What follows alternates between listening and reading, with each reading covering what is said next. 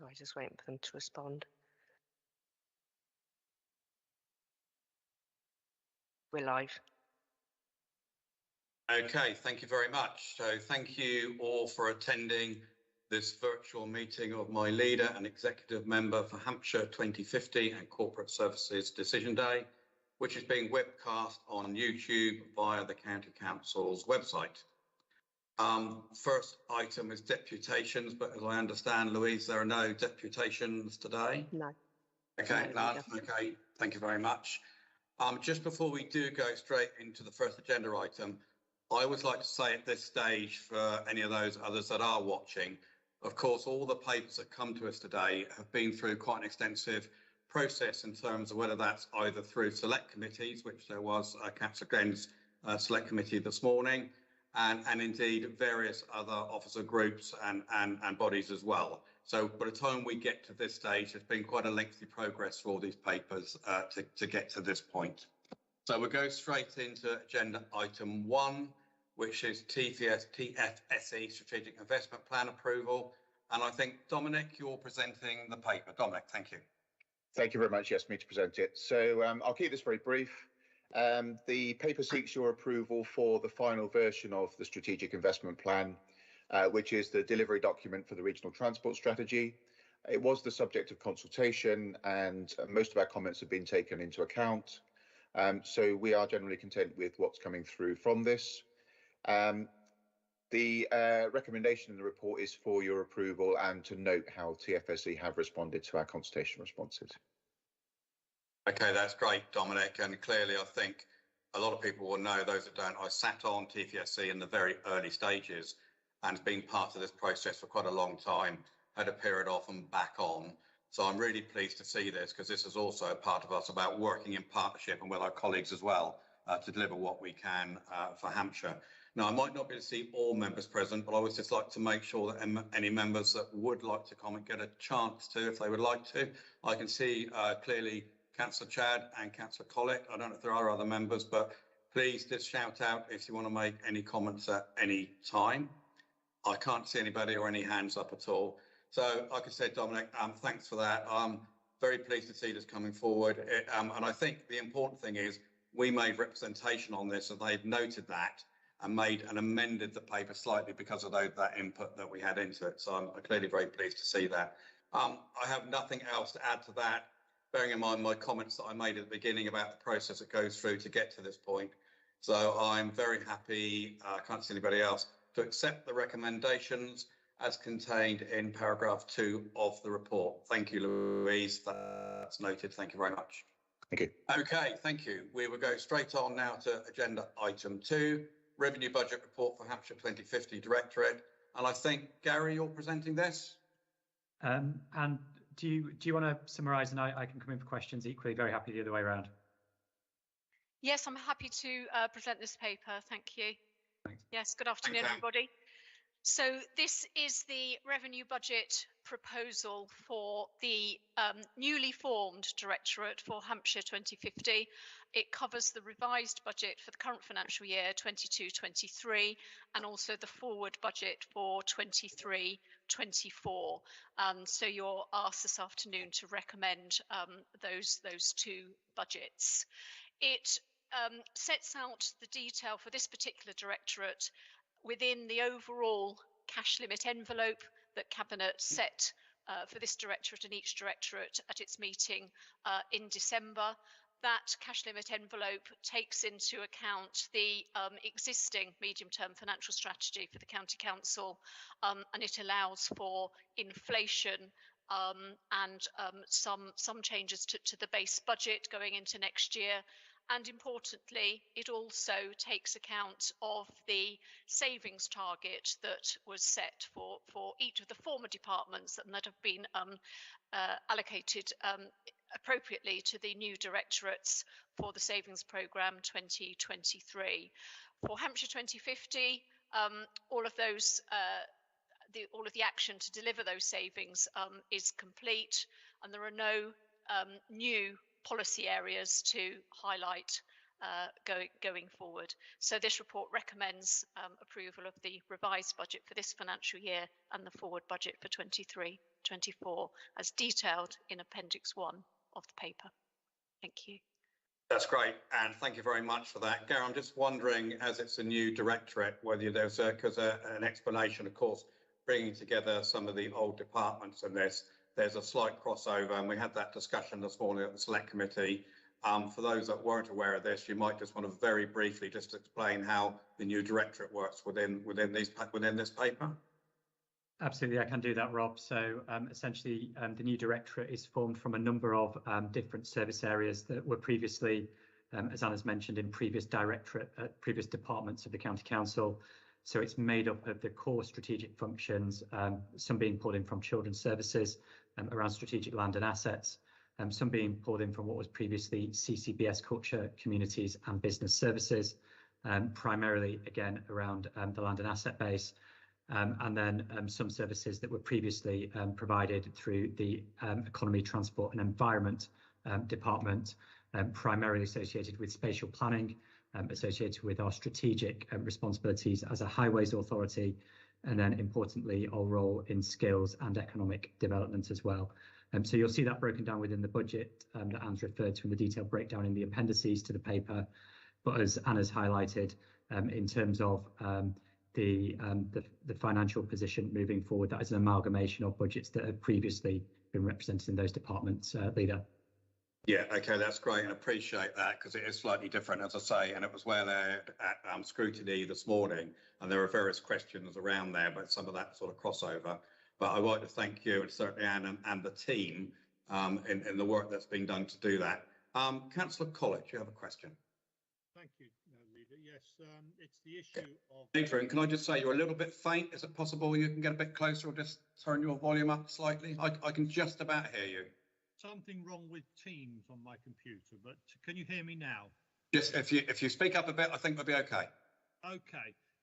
My question relates to Appendix 1 and the funding shown for climate change and environmental strategy, where there appears to be a 40% cut in funding, which is obviously madness if that's the case. Will you be checking that out before this is finalised? So yeah, and that did come up this morning, and there was a question raised about that. I know Rob Carr answered that, and I think they were looking at a written response on that to you. I have noted that. I don't think it would change the paper, but I will let Gary just come back and clarify that for you, Councillor Collett. Yes. Thank you. Yeah, I think essentially, Councillor Collett, that is the case. So we took that written question from Select Committee this morning. Finance colleagues will be providing a written response around that variance. I think there was some speculation this morning around what that variance was, but I think it's important we get a proper written response around that, and we'll circulate that in due course. Yeah, my concern is that we don't enshrine in a budget an irreversible cut that we don't intend. Yeah, okay, but I think I'm still comfortable, Councillor Collett, in taking the decision today. I've been reassured on that, and I think it's just a detail on the process about the timing of that, and it's not going to affect the paper. I just want to check with Gary that that's what I'm saying is correct. Yes, my understanding, Leader, is that we'll look towards Paul and Louise as well, is that this is about clarification, and if that clarification is acceptable, then you can take that decision. But I don't know whether it's worth looking towards Democratic Services colleagues or legal colleagues. But we will absolutely, as per Select Committee this morning, clarify in writing, what is driving that variance. Okay, thank you. Is that better on my sound? It's much better, Adrian. Yeah, thank you for that. Adrian, I've noted that and understood that, and note in terms of the clarification, I'm comfortable with that because it is a clarification. I mean, I'll see what anybody else has to say, but I'm comfortable with that. But I very much note that and happy to have a further conversation. I don't think it would alter my decision in terms of the recommendations today, but I would keep a careful eye on that about what that written explanation is relative to the paper. I hope that reassures you. It does. I am conscious we've got a few weeks before the final budget is agreed, so there is chance if there's something needs changing. Okay, thank you. Absolutely, thank you. Councillor Chad, anybody else? Any further comments? No, what I won't do then is keep asking. I'll wait for you to put hands up if you want to then, but I can't see any others. Okay, thank you for that. Thank you, Anne and Gary. And because of that, as I say, that came up at Select Committee today. Councillor Glenn's committee, it was well aired. There were lots of questions have been through there. And at the time that the Select Committee were happy to approve it as it was set out. So I'm very happy to accept the recommendations as set out in paragraphs 2 and 3 of the report. Thank you, Louise. Okay, so we will go straight into agenda item 3, the revenue budget report for corporate services. And I think, Anne, you're presenting that one as well? Or Gary, yes, between you? Yeah, I'll go to you then, Anne, please. Yeah, thank you. Thank you. Yes, so this revenue budget report follows a similar format, in fact, to the last report that we've just reviewed.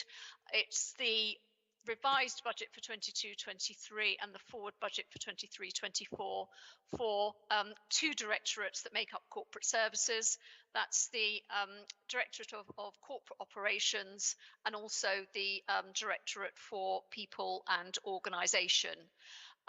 The latter department directorate has had some change as a result of the structural review for the County Council, but there is no change in corporate operations. So the reallocation of budgets in terms of the revised budget and the forward budget for this combined area of corporate services is less significant than on other directorates of the County Council. So again, it's the detail that's set within the cash limit guideline that Cabinet agreed in December, and that takes account of the savings for SB23 for corporate services, and those are very, very nearly all delivered, with just one small element outstanding to support the significant IT change within both adult social care and children's social care systems. The report goes on to highlight some of the priorities and challenges for corporate services. I can run through those if you would like, but the detail of the budget is set out in Appendix 1. Yeah, no, thank you, Anne. I don't think we need to go through those, as I keep repeating, that's been well aired already. And another paper that went through the Select Committee again this morning and discussed in detail. And there are a few issues to come out of that, which I've noted as well. But I'm comfortable with the answers that were given this morning as well. And I understand that the chairman was as well. Can't see if anyone wanted to speak on that. Just to thank you and the team also again on the amount of work that's gone on this, and noting where the delivery on those, that have been through to get to this stage in the programme as well. So very pleased to see that. So I can't see any hands. No, okay, so as I'm aware. Adrian, you're still there? Yes, you are. I'm still here, yeah. Okay, all right, thank you. Okay, so I don't have any further questions, nobody else does. So happy to accept the recommendations as set out in paragraphs 2 and 3 on the report. Thank you, Anne, and thank you, Gary. Okay, we will now move on to agenda item 4, Community Energy South Grant funding. And I think, Chitra, you're presenting. Chitra, thank you. Yes, thank you, Chairman. Yeah, this paper essentially is to approve a £100,000 grant to Community Energy South to fund a 2-year work programme to essentially help communities in Hampshire develop renewable energy and community energy networks. The allocation is from the existing climate change budget. The paper details all of the work that Community Energy South have been doing in Hampshire over the last 2 years and what has been delivered so far, and also sets out in detail the programme for the next 2 years and all of the outcomes that we expect to see as a result of this funding, and how we will work with Community Energy South to ensure that they are self-sustaining. Thank you. Thanks, Chitra. I think we had a previous discussion on this because I was very keen to understand what sort of other learning do we get from this. So that investment is not just on this, it's the knowledge that we're gaining as an authority as well that comes from this. I don't know if you just want to add a little bit about that, because I know we had a discussion. I think it's important that other people realise that investment and the additional benefits we get from that. Yeah, Community Energy South have got clear connections with the National Community Energy England body. So we have very good relationship with the national body, which means that all sort of policy, lobbying, etc., we get the benefits of, and any learning that's happening across the country in terms of community energy gets fed through to Community Energy South. And also just to say that, this is very much in line with the Chris Skidmore net zero review outcomes. So community energy has been highlighted in that as a sort of critical component. So yeah. Thanks for that, Chitra, and I think that's important to note that about the additional benefits we get from that, and a really good scheme, and pleased to see it. So I'm very happy with the recommendations. I'm just checking the screen. I can't see anybody else. Any hands up as well? So thanks, Chitra. I'm very happy to accept the recommendations set out in paragraphs 2 to 4 on the report. Thank you very much. Okay, we will now move on to agenda item 5. Parish and Town Council Investment Fund, approval of larger grants. And I think Emma Noyce is presenting this. Hi, Emma. Thank you. Hi, good afternoon, Leader and Deputy Leader. The first paper I'm bringing this afternoon is for Waltham Chase Village Hall, who are applying for £20,000 from the investment fund for photovoltaic panels. This investment is at the end of a long stream of improvements they've made to the venue. The application meets the criteria of the scheme and is within budget, and the local member, Councillor Lumby, is supported, so it's recommended for your approval. Okay, are you going to run through the others at the same time, or are we going to take them? Sorry, so that was the Parish and Town Council Investment Fund. We have the other so let's do that one. Okay, all right. So we spoke about this. I was pleased to see that this is adding to a lot of work that they've done themselves. So this is an addition to that. So, and I always look for that in there about what does each community sort of help deliver themselves, and we add value to that. Also very pleased to see that the local member is supportive as well. So I don't think anybody was going to have any comment on that one. So yes, sorry, I'm getting with the community grants as well. I understand that. So I have nothing else to add. I know that hall very well, and I know it's well used. It's not one of mine. So I think this will help them considerably to get future use out of it as well, and in fact increase that as well. Thank you for that. So happy to accept the recommendations as said in para 2 on the report. Thank you very much. Excuse me. Okay. Now we get to the other one. Agenda item 6, leaders community grants. Emma, over to you again. And I think if you go through, because I've read all the papers, I'm sure everybody else has as well. So if you take them all the way through, I'm very au fait with all the details on them, but I'd imagine you would run through them all together in one go, yeah? Okay, I shall run through them very briefly. So, Leader, you have 6 applications from 5 organisations. The first is the Rude. Do you want me to mention each one? Yes, please mention each one. Absolutely, yeah. Certainly. So the first is the Rude Mechanical Theatre Company. It's for a touring production in East Hampshire. They're applying for £1,000 towards a £126,000 project. The local members, Councillor Oppenheimer and Kemp G, are supportive. Yeah. The next is. I'll stop you unless Councillor Collett wanted to comment on that particular one. Not that one, no. 3 of the later ones I do. Okay, well, shout out when we get to that point then. Go on, Emma. Okay, will do. The next is for Wickham Community Association for improvements to their and developments to their polytunnel project in Winchester, in the Winchester district. They're asking for 5,800 towards a £12,000 project. Councillor Stallard is aware of that application. The next is for Fleet District Carnival. They're seeking £1,000 towards a £20,000 project. Councillor Forster has declared an interest as he's on trustee, so Councillor Parker, another local member, is aware. Okay, and I think, Adrian, you want to come in on this one? Yes, I do. First of all, to declare that I have given a county council a grant towards the carnival because 2,000 houses in Fleet are in my division, and I support what's being recommended here. But to flag up, and perhaps I'll take this offline somewhere, that there's regularly a problem that I'm not recognised by county officers as being a Fleet county councillor. It's because the names of the divisions are not very clever. Okay. But, I'll take that up offline. I am sorry about that, and we will pick that up. Okay, certainly. thanks, Emma. Okay. Yeah, well, clearly that's been noted now, but thank you for making that point, Adrian. Much appreciated.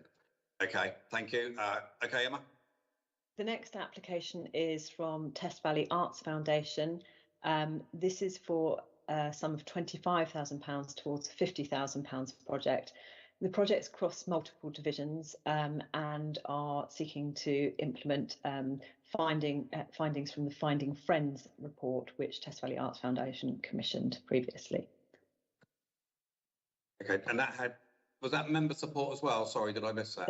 It's multiple divisions, so we haven't sought individual member views on that because of the considerable coverage of these projects. Okay, but that would have been covered if anybody would have picked it up. Okay, yep. We have there will be, as you see, a number of conditions on that recommendation.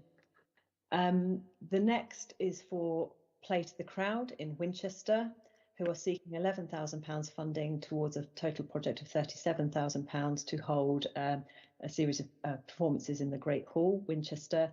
Again, this crosses multiple divisions, so we haven't got individual member comment. So that is recommended for approval. Yes. Councillor Collar, I think. Oh, right, sorry. Yes, two things on this. Well, actually, it's the two applications for Play to the Crowd. First of all, the 11,000 for this grant. Is this something we would consider doing again if they are in a position to run future events in future years, or is this totally a one-off bridging grant? So as you've picked up, Play to the Crowd have two applications with us, and I'll come to the reasons for that in a moment.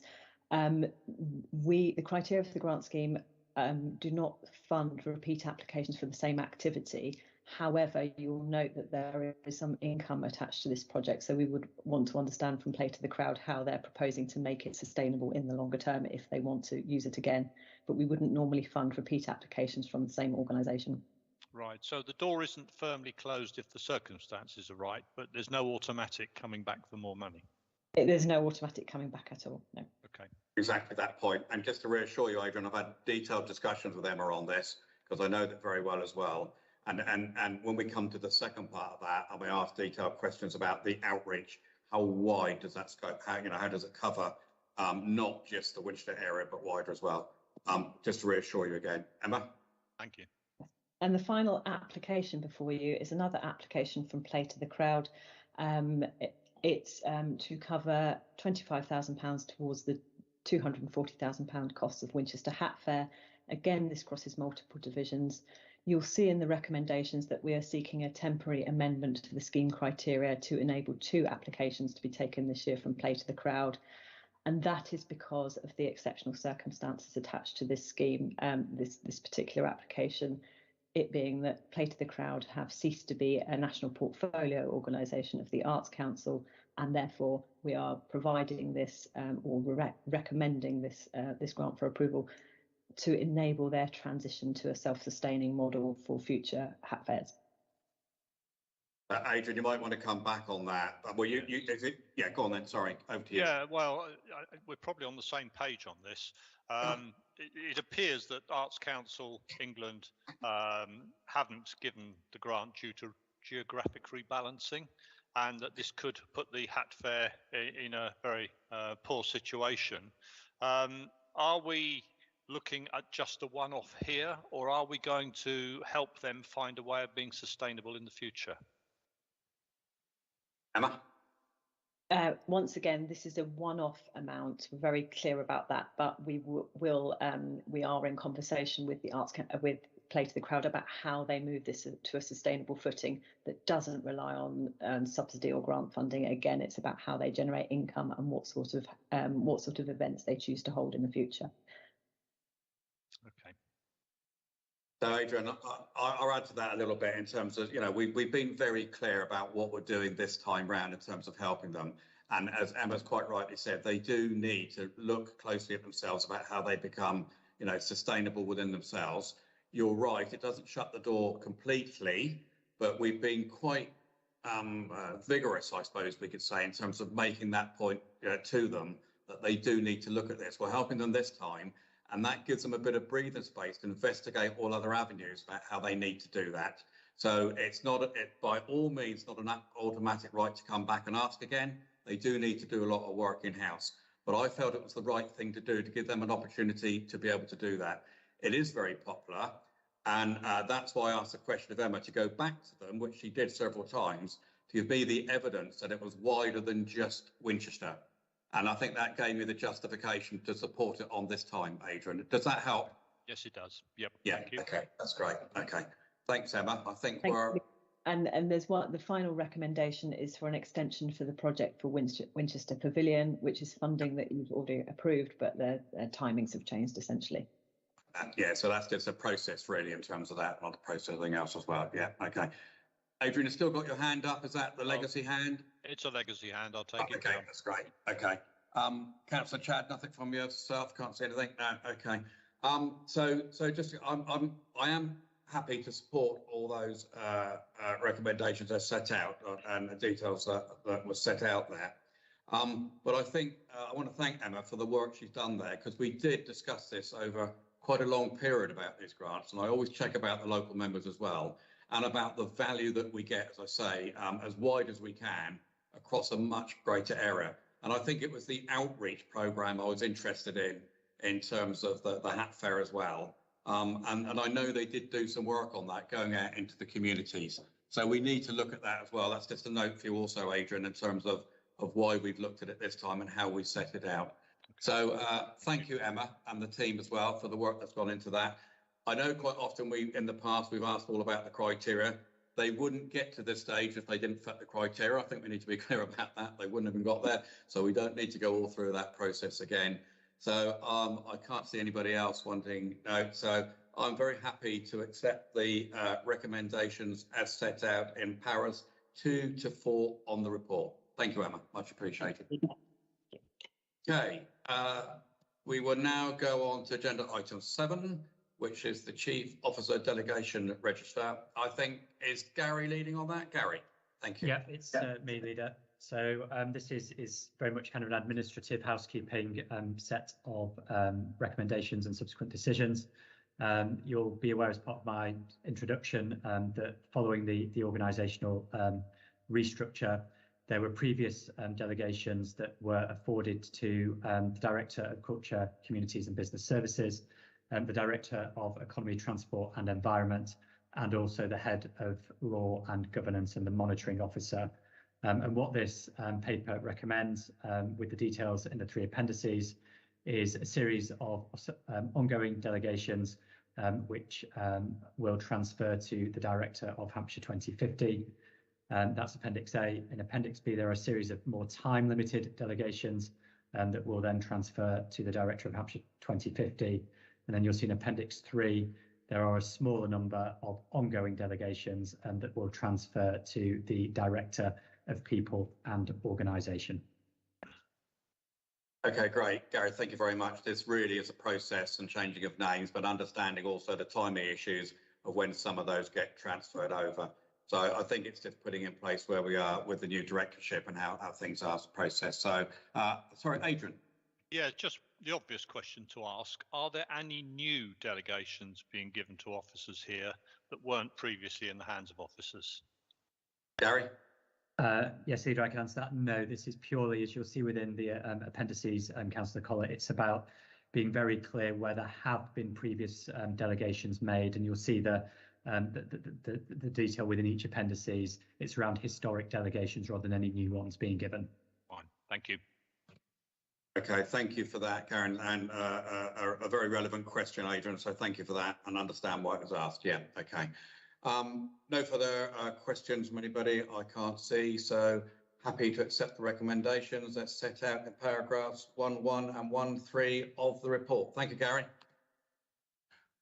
Okay, we now go to agenda item 8, which is appointments to outside bodies, statutory joint committees, panels and partnerships. I'm not sure who's taken this through, Louise, is that me?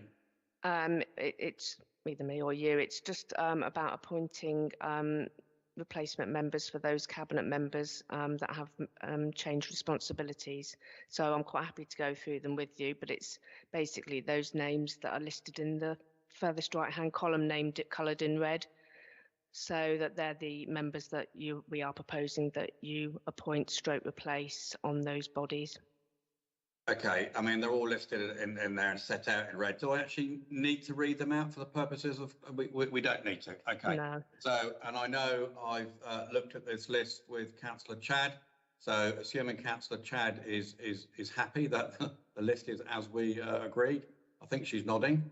Yeah, okay, thank you. All right, okay. So we'll take those new appointments as set out and the ones that are in bold and in red on the paper and those changes, and they are then noted and agreed then, Louise. Thank you. Good. Okay, thank you very much. Right, okay, we now get to the point we've got several papers that we would need to go into exempt session, as I understand, Louise, yeah? Okay, and I'm going to just read out the reasons why we need to do that. So that the public be excluded from the meeting during the following items of business, as it is likely in the view of the nature of the business to be transacted or the nature of the proceedings, that if members of the public were present during these items, there would be disclosure to them of exempt information within paragraph 3 of part 1 of schedule 12A to the Local Government Act 1972. And further, that in all circumstances of the case, the public interest in maintaining the exemption outweighs the public interest in disclosing the information for reasons set out in the reports. Bit long-winded, but it's something that I do have to read out for clarity as well. So now, if I can't see any members would think why we wouldn't be doing that, so I'm going to say we agree that and would now ask for the webcast to be stopped, please. Thank you, and confirm what it has been. Thank you. Thank you.